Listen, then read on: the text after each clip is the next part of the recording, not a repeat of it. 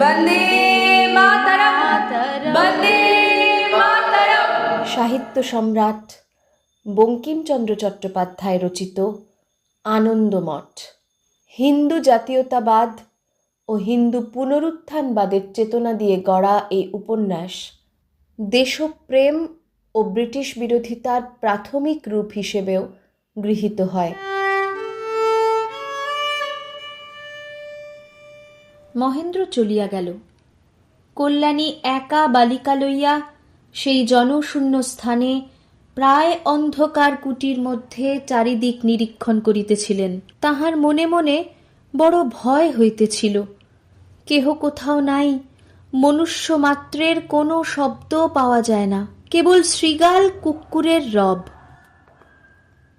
ভাবিতেছিলেন, কেন তাহাকে যাইতে দিলাম, না হয় আর কিছুক্ষণ ক্ষুধা তৃষ্ণা সহ্য করিতাম।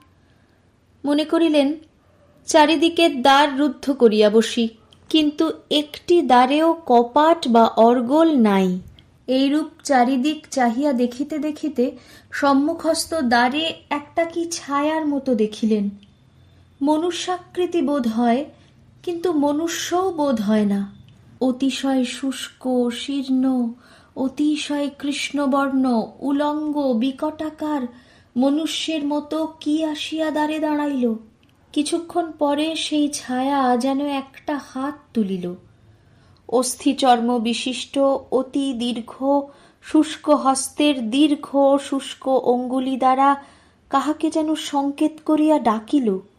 কল্যাণীর প্রাণ শুকাইল।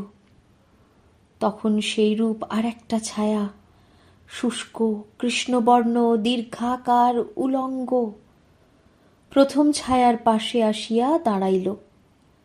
তারপর আরেকটা আসিল, তারপর আরও একটা আসিল। কত আসিল! ধীরে ধীরে নিঃশব্দে তাহারা গৃহমধ্যে প্রবেশ করিতে লাগিল।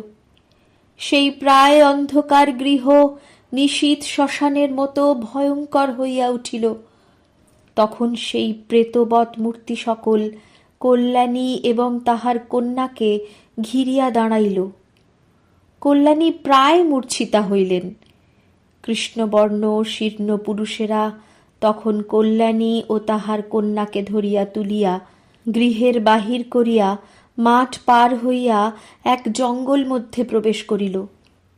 কিছুক্ষণ পর মহেন্দ্র কলসি করিয়া দুগ্ধ লইয়া সেইখানে উপস্থিত হইল।